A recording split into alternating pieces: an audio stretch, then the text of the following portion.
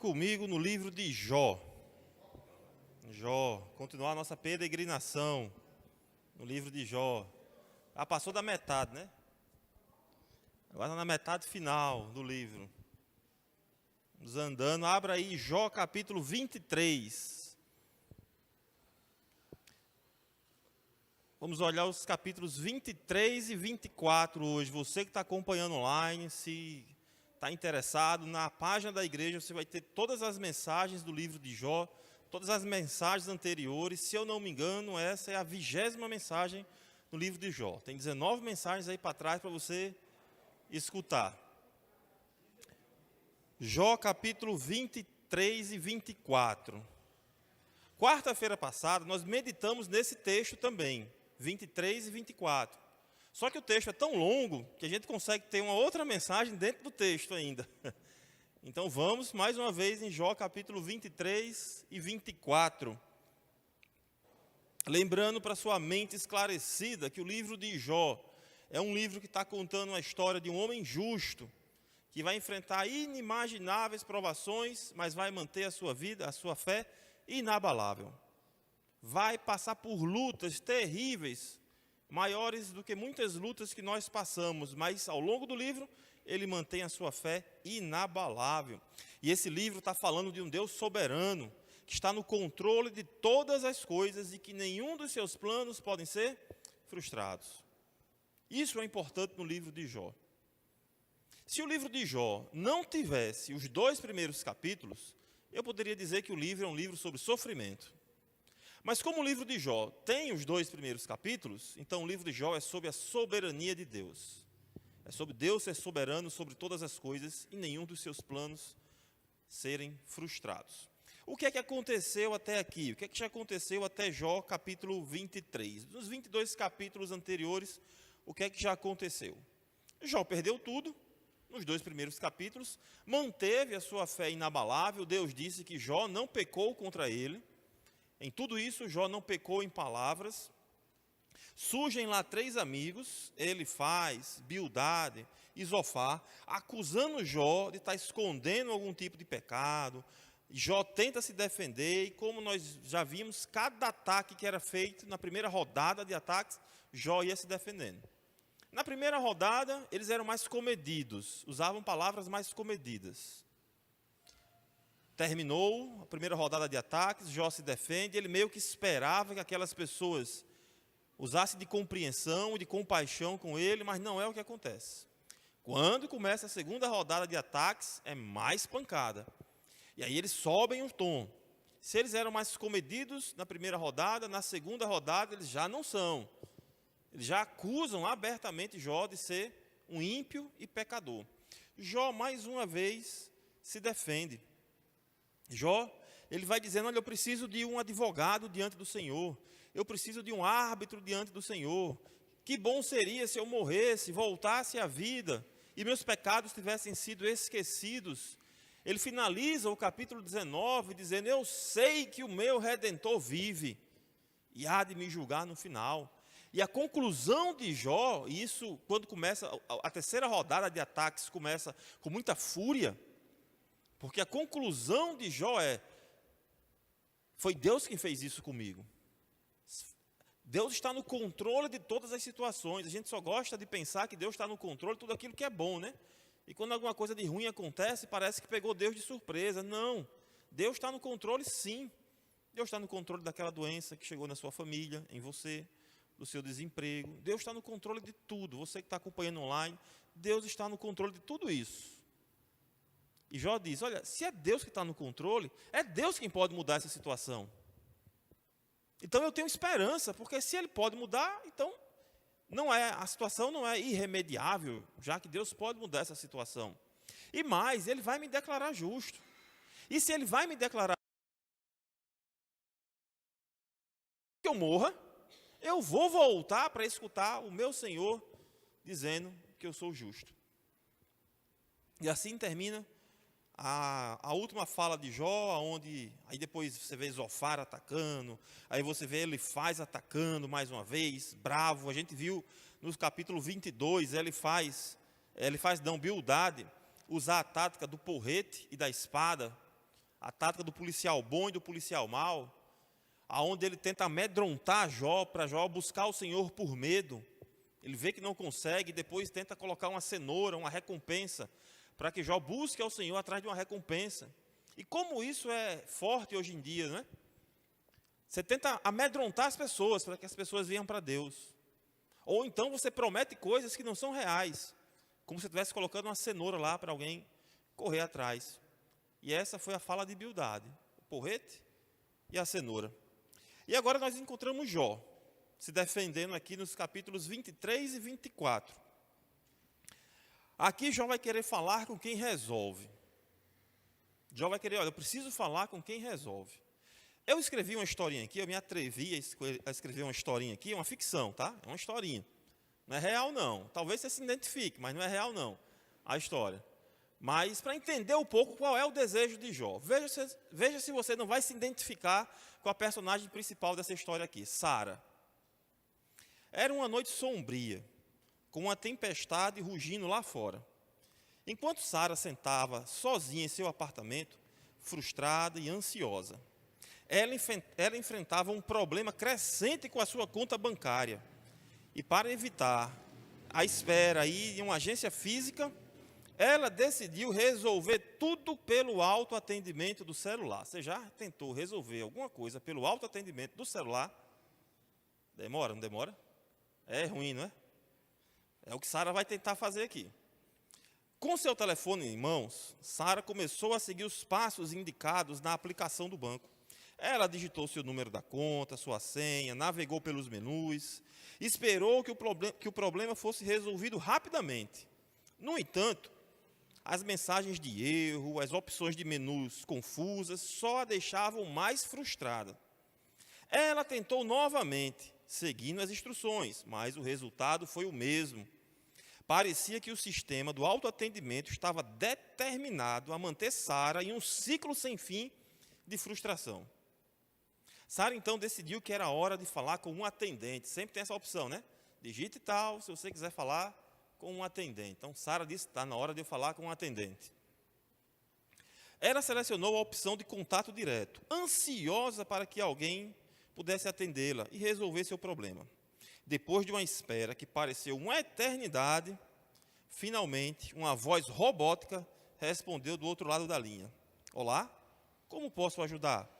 Disse aquela voz mecânica, uma voz da inteligência artificial, né? Coloca lá uma voz mecânica para se passar por uma pessoa. Sara explicou seu problema com paciência, esperando que a atendente pudesse finalmente fornecer uma solução. No entanto, a conversa com a atendente virtual foi igualmente frustrante.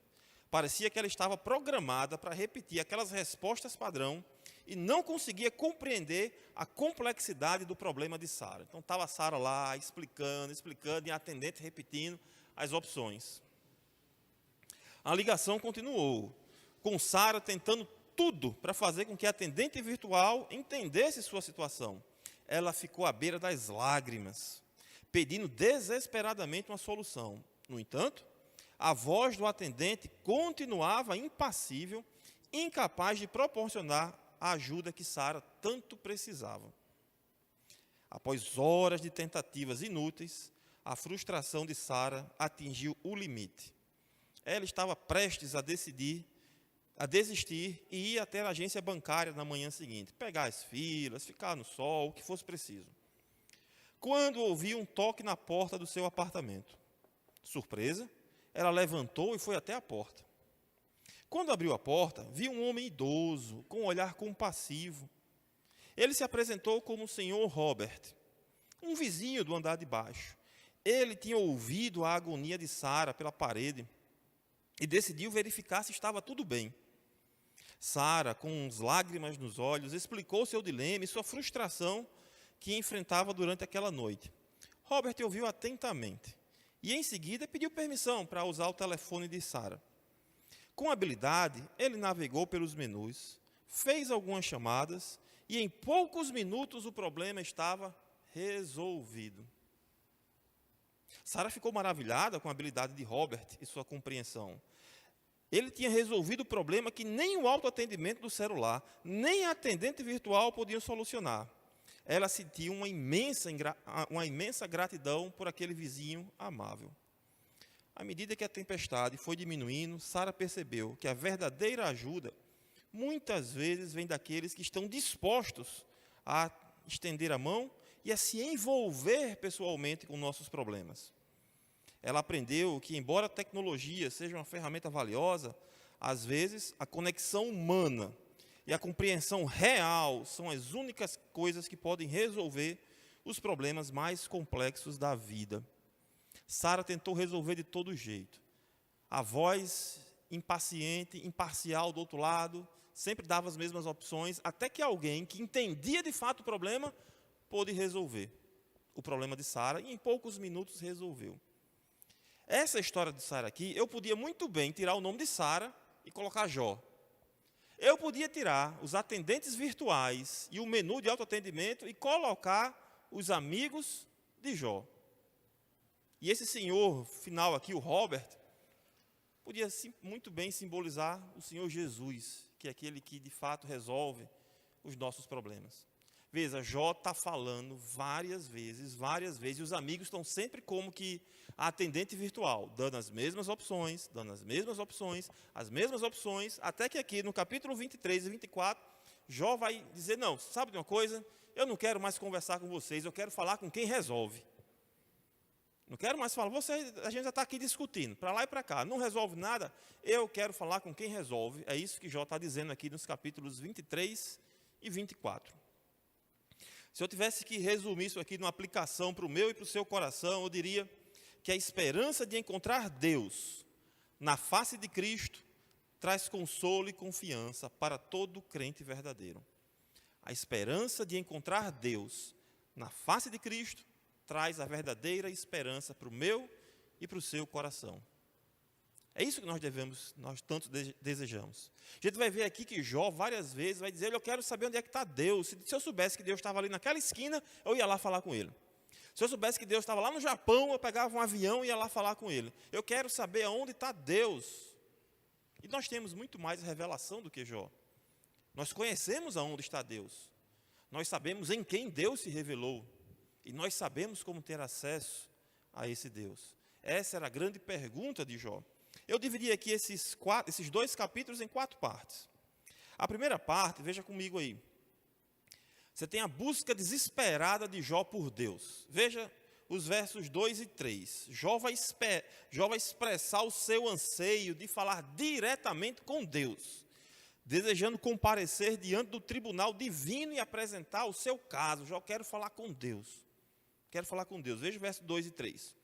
Ainda hoje, a minha queixa é de um revoltado, apesar de a minha mão reprimir o meu gemido. Quem dera eu soubesse onde encontrá-lo, então me chegaria ao seu tribunal. Jó está perguntando aonde está Deus, eu quero encontrar. Talvez você já deve ter feito essa pergunta no seu coração em momentos de angústia. Já? Naquele momento de luta, de dor, você lá no seu coração deve, Deus, cadê o Senhor, Deus? No meio de toda essa angústia, dessa situação, onde está o Senhor? Essa era a pergunta de Jó. Onde está Deus? Ele busca uma audiência com o Criador. Ele quer respostas para suas aflições. Veja o verso 4, 7. Exporia diante dele a minha causa, encheria a minha boca de argumentos. Jó está dizendo, eu tenho muito o que falar. Eu ia despejar a minha agonia diante do Senhor. Saberia com que palavras ele me responderia e entenderia o que ele fosse me dizer. Será que ele discutiria comigo, segundo a grandeza do seu poder? Não, ele me entenderia. Ali o homem reto apresentaria sua causa diante dele, e eu me livraria para sempre do meu juiz. Eu queria saber onde é que estava Deus, e eu tenho certeza que Deus iria me ouvir. Tenho certeza que Deus iria me ouvir. Se ele ia me declarar justo ou não, aí eu não sei, mas que ele iria me ouvir, eu tenho certeza que Deus me ouviria. Essa é uma certeza que nós temos hoje, não é? Deus ouve nossas orações. Pode não responder aquilo que a gente quer, mas certamente responde aquilo que Ele quer. E aquilo que Ele quer é melhor do que aquilo que nós queremos. Precisamos lembrar da oração de Jesus: antes seja feita a tua vontade e não a minha vontade. Não sei qual é a vontade do Senhor, mas que seja feita a vontade dele. Jó estava preocupado com isso. Onde é que eu posso encontrar Deus? Eu sei que Deus me ouviria. Nós sabemos que Deus nos ouve. E nós sabemos aonde encontrar Deus. A grande ideia é que a nossa esperança é de encontrar Deus na face de Cristo. E isso traz consolo para o nosso coração. Você quer encontrar Deus? Busque a Cristo. Você quer buscar a Cristo? Olhe na palavra. De Gênesis a Apocalipse, Cristo está sendo revelado na sua palavra. A segunda parte vai aqui do verso 8 até o verso 17. Jó vai confiar que Deus conhece os seus caminhos, que Deus conhece as suas pisadas. Veja o verso 10 até o 12. Mas ele sabe o meu caminho. Se ele me provasse, eu sairia como ouro. Os meus pés seguiram as suas pisadas, guardei o seu caminho e não me desviei dele. Do mandamento dos seus lábios nunca me afastei. Escondi no meu íntimo as palavras da sua boca.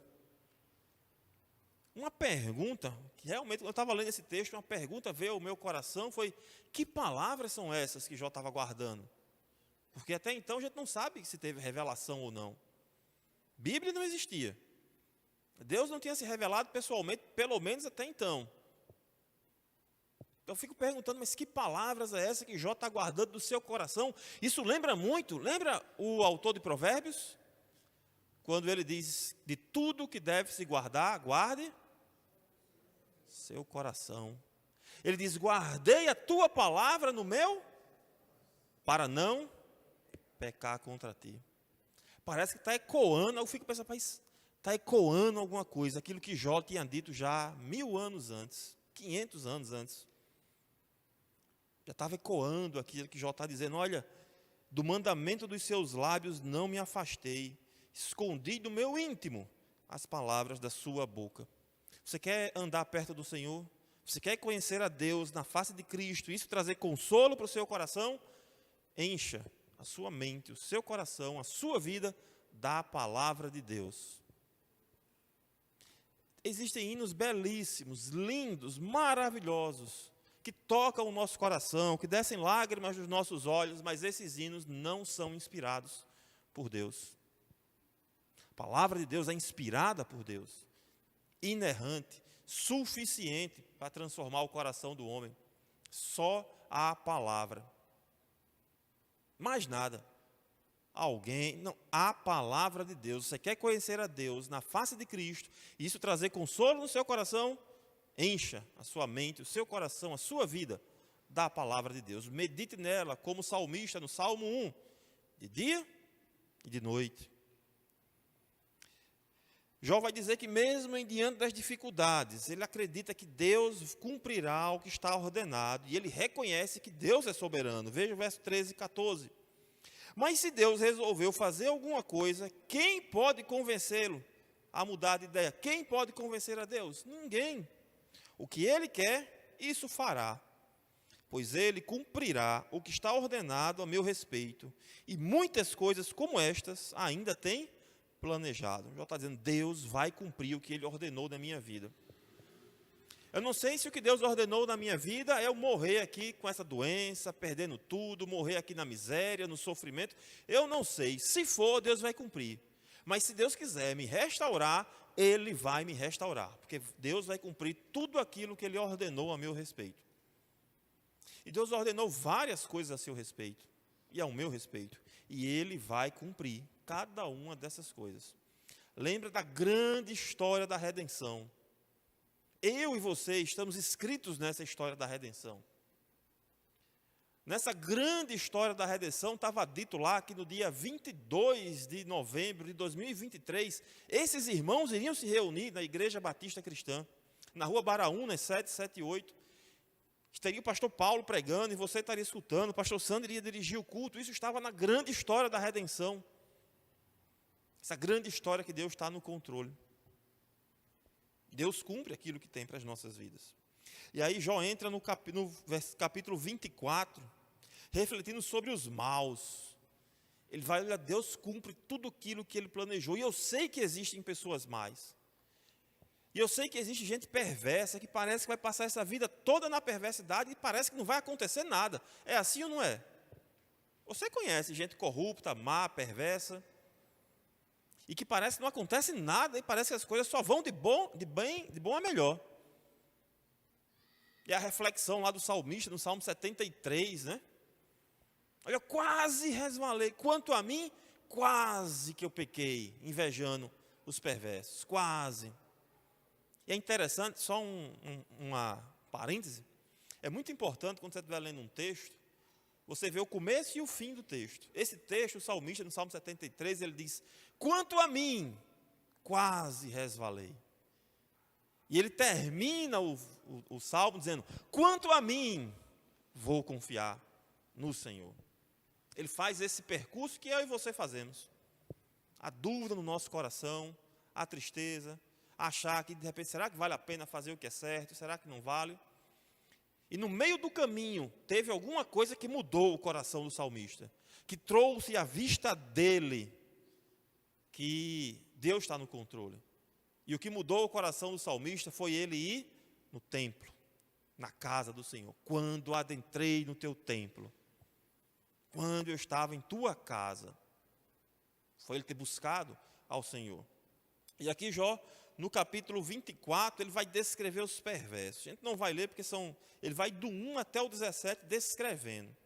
Veja, só o versículo 1 ele diz, olha, porque o Todo-Poderoso não designa tempos de julgamento. Ele está dizendo, por que Deus não julga logo o mundo? Talvez você deve ter comentado já hoje, aqui mesmo na igreja, você deve ter dito, rapaz, os dias são muito maus, esses dias são perversos, não é? E é mesmo, liga a televisão que você vê. Não vai nem ligar a televisão, vá ali no meio da rua que você vê. Você pega o celular, esses dias, por que Deus não volta logo? Por que Deus não julga esse povo? Esse pedido de julgar os perversos, desde a época de Jó já tinha já. Jó está dizendo aqui, olha, por que Deus não designa tempos de julgamento? E por que não o conhece? E por que os que o conhecem não veem tais dias? Por que os justos não veem esses dias? Por que os perversos vão sempre de mal a pior? Aí ele, de melhor, está sempre melhorando. Aí ele vai até o versículo 17, descrevendo. Pessoas perversas, ele vai dizer, verso 2, ó. Aos que removem os marcos de divisa, roubam os rebanhos e os apacentam, levam o jumento que pertence ao órfão. Ele fala, verso 10, verso 11, os pobres andam nus, sem roupa, famintos carregam seus feixes. Verso 12, sobre doentes, desde a cidade gemem os que estão para morrer, e a alma dos feridos pede socorro, mas Deus não considera isso anormal. Ele fala do adúltero, verso 15, o olho do adúltero aguarda o crepúsculo, dizendo, ninguém me verá, e cobre o rosto. No verso 14, ele fala do assassino, o assassino se levanta de madrugada, mata o pobre e o necessitado, e de noite se torna ladrão. Fala do versículo 16 dos bandidos, nas trevas, ladrões invadem as casas, mas de dia ficam escondidos, não querem nada com a luz. Fala de perversos, pobres, doentes, assassinos, adúlteros, bandidos. Jó está dizendo, olha, por que Deus não julga logo tudo isso? Eu sei que Deus está no controle de todas as coisas.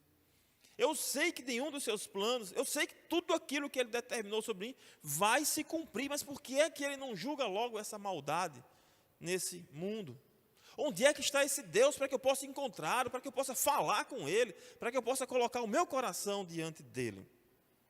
Ele finaliza esse capítulo, Jó capítulo 24, dos versos 18 até o 25. Veja como ele começa, aqui na minha tradução tem mais, tem uma adversativa, não sei se na sua tem, se tem um mais aí, se tem um portanto, se tem alguma coisa desse tipo, botando uma adversativa. Verso 18 ele diz, mas os perversos serão levados rapidamente na superfície das águas. A porção deles na terra é maldita, e por isso já não andam pelo caminho das vinhas. Jó vai dizendo que mesmo num mundo cheio de justiça, vai existir momentos de luz e de graça. Ele vai dizer que Deus está atento ao perverso. Deus conhece, veja os versos 19 e 20. A seca e o calor desfazem as águas da neve. A sepultura faz o mesmo com os que pecaram. A mãe se esquecerá deles. Os vermes o comerão com gosto. Nunca mais haverá lembrança deles. A injustiça será quebrada como uma árvore. Jó está dizendo, olha, ainda que Deus não esteja julgando agora, mas eu sei que vai ter um momento de julgamento e os perversos vão ter que pagar por aquilo que eles fizeram. A espera pelo reino traz esperança e nos lembra de uma justiça futura. Veja os versos 22 e 24. Mas Deus, por sua força, prolonga os dias dos valentes. Eles se veem em pé quando desesperavam da vida. Ele lhes dá descanso e nisso se apoiam. Mas os olhos de Deus estão atentos aos caminhos dele. Jó está dizendo, Deus conhece. Deus fala, ele está falando, olha, os perversos, verso 24, são exaltados por breve tempo, depois passam, colhidos como todos os demais, são cortados como as espigas de trigo. Deus está atento aos perversos, Jó está dizendo. Eu não sei quando ele vai responder, mas ele sabe. E nenhum pecado nesse mundo vai ficar sem ser cobrado. Todos os pecados serão cobrados, todos, de todo mundo. A diferença é que para alguns, Cristo pagou esses pecados na cruz do Calvário. Mas para aqueles que não têm o sangue de Cristo sobre si, eles serão cobrados pelos seus pecados. Porque os pecados deles foram contra um Deus de valor infinito. E quando aqueles pecados contra um Deus de valor infinito forem cobrados, aquelas pessoas não terão como pagar e terão a eternidade distante de Deus para poder pagar esses pecados. Quando eles vão pagar? Nunca. A eternidade distante do Senhor. Mas louvado seja Deus, que podemos conhecer a Deus na face de Cristo e isso trazer consolo para o nosso coração. Traz consolo em tempos de angústia. Deixa eu fazer algumas rápidas aplicações mais diretas desse texto para o meu e para o seu coração. A Bíblia está contando uma grande história, a história da redenção. Como Deus está salvando um povo para a sua glória. Como Deus tem salvado esse povo. Essa história se resume em 4 palavrinhas. Criação, Deus criou todas as coisas perfeitas. Queda, pecado entra no mundo. Redenção, essa grande história da redenção, no qual estamos vivendo.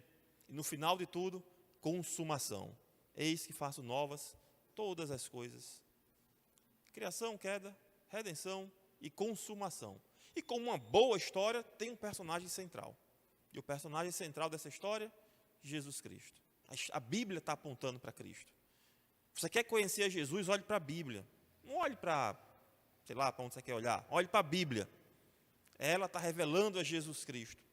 E toda a Bíblia aponta para Jesus e esse texto não é diferente. Ele aponta para Cristo. Jó teve uma busca desesperada por Deus.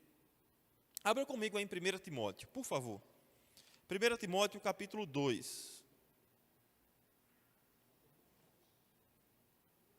1 Timóteo capítulo 2, do verso 5, diz assim, veja o que Paulo escreve a Timóteo.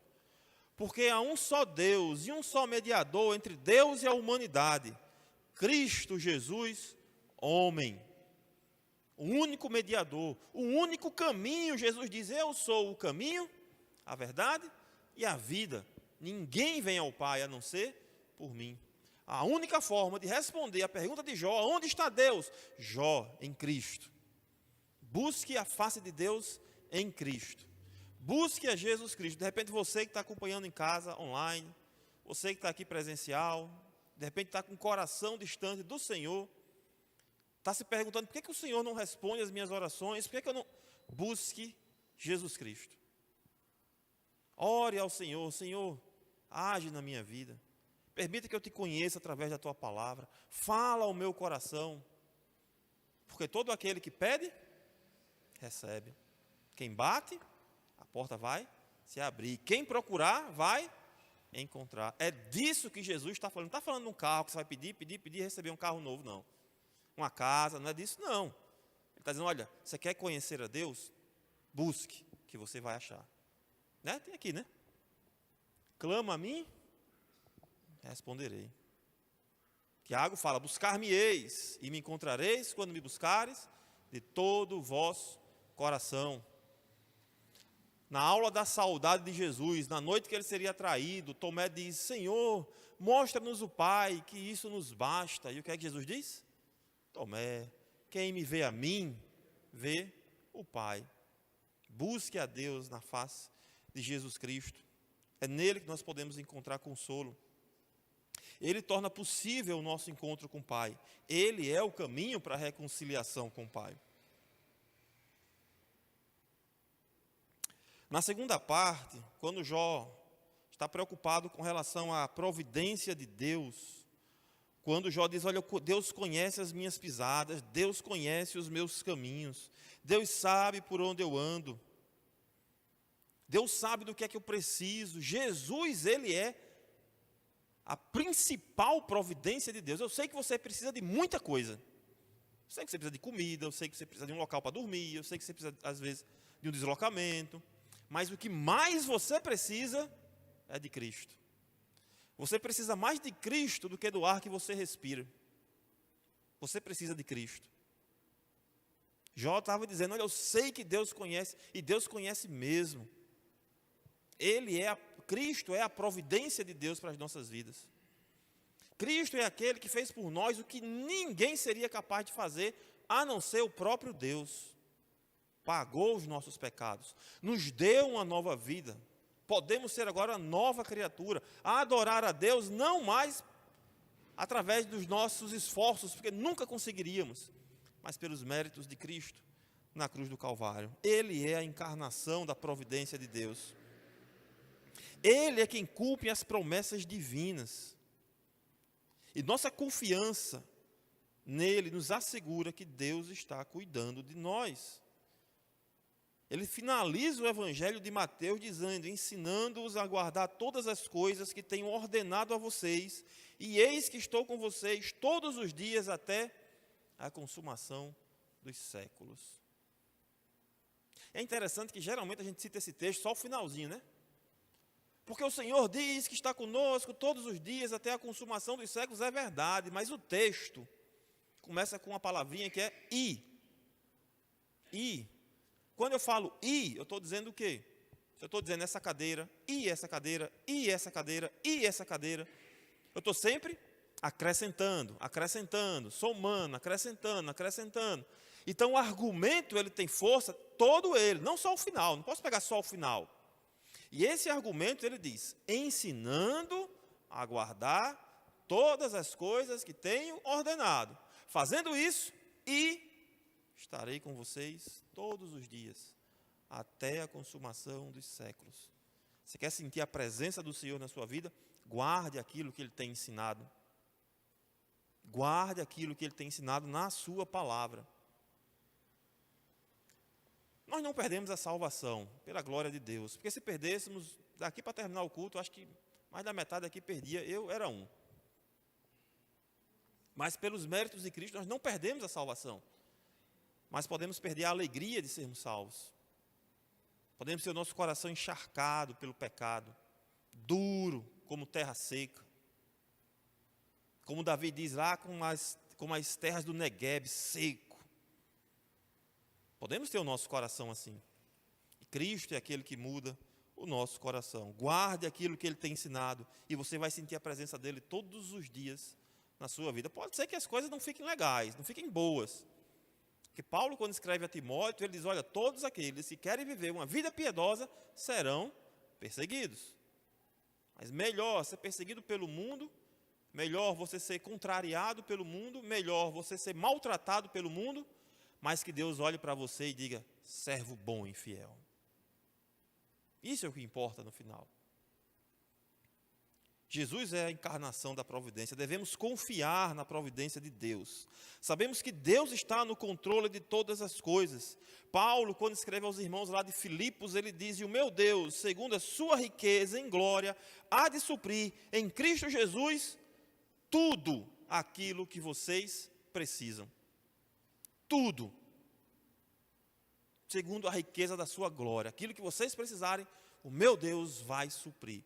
E olha que aquela igreja, a igreja de Tessalônica, era uma igreja que ajudava financeiramente o apóstolo Paulo, enquanto ele estava sendo pastor em outra igreja. Ele estava na igreja de Corinto, os irmãos não ajudavam, e a igreja de Tessalônica mandava oferta para sustentar Paulo lá. E Paulo diz: olha, meu Deus, segundo a riqueza da sua glória, há de suprir em Cristo Jesus, mais uma vez. Aonde é que nós conhecemos a Deus? Na face de Cristo. E Paulo diz: meu Deus, em Cristo Jesus vai de suprir tudo aquilo que vocês precisam. Busque a Deus. Essa era a grande resposta para Jó.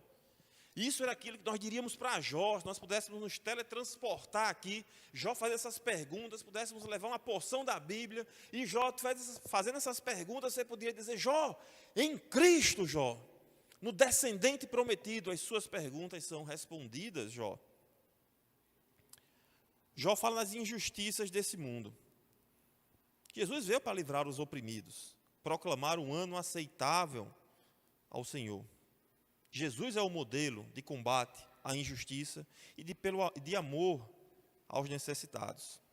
Devemos seguir o exemplo de Cristo em cuidar dos oprimidos e dos necessitados. Jesus diz lá em Mateus: porque tive fome e vocês me deram de comer. Tive sede e vocês me deram de beber. Eu era forasteiro e vocês me hospedaram. Eu estava nu e vocês me vestiram. Enfermo e me visitaram. Preso e foram me ver. Devemos cuidar dos de fora também. Jó vai descrevendo lá o perverso. Aí você veja que a perversidade, quando você lê o livro de Jó, sempre recai sobre quem? Quem é que sofre com a perversidade? Os pobres, os necessitados. É isso que Jó vai estar dizendo. O perverso rouba a jumenta do pobre, tira a capa do pobre, não paga o salário do pobre, ele está sempre sofrendo. Cristo é aquele que vê: olha, você deve cuidar também dos pobres. Quem esteve aqui domingo no mandamento sobre não roubarás, a adversativa do mandamento, todo mandamento tem uma parte negativa e tem um contrário daquele mandamento. Paulo, quando escreve aos irmãos de Éfeso, ele diz: aquele que roubava, não roube mais. Antes faça o quê? Trabalhe para o quê? Para ter com quem ajudar ao necessitado, para que você tenha para poder ajudar o necessitado. O trabalho não é um recurso financeiro para ser um fim em você mesmo, para ajudar o próximo. Trabalhe. Teologia bíblica do trabalho. Ou será que você, quando chega na sexta-feira, meio-dia, aí você começa: sextou, não trabalho mais, não, sextou, descansar, não trabalho mais, sexta-feira. Aí quando dá domingo, na hora do fantástico, começa a ficar triste já, né? Porque aí tem que trabalhar segunda. Olha, isso não é bíblico. Trabalho é bênção de Deus. Deus deu trabalho lá no Éden, antes da queda. Deus disse para Adão: está vendo esse jardim, Adão? Você vai cuidar e preservar o jardim. Trabalho. Trabalho não é maldição, trabalho é bênção. Depois que o pecado entrou, o Senhor disse: olha, com o suor do seu rosto você vai ter que penar. Vai mesmo, e é um lembrete para nós. Que o pecado traz consequências, mas que o Senhor vai trazer um descanso para nós no final. É bom, né? Quando você, depois de um dia cansado de trabalho, chega com os pés doendo, toma um banho, janta e bota os pés para cima assim. Dá um descanso assim. É bom descansar, não é? Você exemplificou ali a teologia bíblica. O trabalho duro, fruto do pecado, traz cansaço para a nossa alma, mas ainda resta um descanso para o povo de Deus. Ainda resta um descanso. Cristo é aquele que nos ensina: cuide dos injustiçados. Ele finaliza dos versos 18 até o 25, falando que Deus está atento ao perverso. E está mesmo. Lá no final da Bíblia, no livro de Apocalipse, Abra comigo aí. Livro de Apocalipse, capítulo 19. Vamos terminar com 2 textos. Livro de Apocalipse, capítulo 19. Já no finalzinho, fechando as cortinas já. Está terminando já. Eu acho que você já leu a Bíblia esse ano e já passou por esse versículo já. Está chegando no final do ano, deve ter lido a Bíblia toda esse ano. Aí já passou por esse texto já. Um dos últimos aí, eu acho que deve ter lido essa semana, inclusive. Apocalipse 19. Apocalipse 19, no verso 11, diz assim: Vi o céu aberto, e eis um cavalo branco, e o seu cavaleiro se chama Fiel, Verdadeiro, e julga e combate com... Quem é esse cavaleiro, fiel e verdadeiro? Cristo Jesus. Você quer conhecer a Deus? Busque na face de Cristo Jesus, para que traga consolo ao seu coração. Para finalizar, abra comigo 2 Pedro 3. 2 Pedro, você vai voltando um pouquinho aí. 2 Pedro, capítulo 3. Veja qual é a esperança do nosso coração. A esperança do meu e do seu coração. O desejo ardente do coração daquele que busca Deus na face de Jesus Cristo. Veja qual é a esperança. 2 Pedro, capítulo 3. Verso 13. 2 Pedro 3,13. Nós, porém, segundo a promessa de Deus, esperamos o quê? Novos céus e nova terra, nos quais habita a justiça. Teremos um novo céu, uma nova terra, no qual será um reino de justiça, no qual eu e você teremos um corpo glorificado, onde não haverá mais dor, não haverá mais lágrimas, não haverá mais doenças, estaremos eternamente diante do Senhor. Bom seria se isso acontecesse ainda hoje, né? O Senhor voltasse agora, nem terminasse o culto. O Senhor voltasse. Esse é o desejo do coração daquele que quer buscar a Deus na face de Cristo. Eu quero conhecer a Deus. Eu sei que é em Cristo. E o maior desejo do meu coração é um dia poder estar diante do meu Senhor. Um dia poder fechar os meus olhos, como que num piscar de olhos. Fechar e abrir. E escutar a doce voz do Senhor. Servo bom e fiel. Entra no gozo do teu Senhor. Isso dá uma perspectiva diferente para a morte, não dá? Não vou dizer porque você vai desejar a morte, não, mas dá uma nova perspectiva. Você entender que aquele momento vai ser o momento que você vai finalmente poder dobrar os seus joelhos diante de Cristo. Do próprio Cristo. Do Criador dos céus e da terra. Daquele que morreu por nós na cruz do Calvário. Era essa a resposta que Jó precisava escutar aqui nos capítulos 22, nos capítulos 23 e 24. Essa é a resposta que o meu e o seu coração precisa ter. Queremos conhecer a Deus, devemos buscá-lo na face de Cristo. E isso vai trazer consolo para o meu e para o seu coração. Amém? Vamos orar.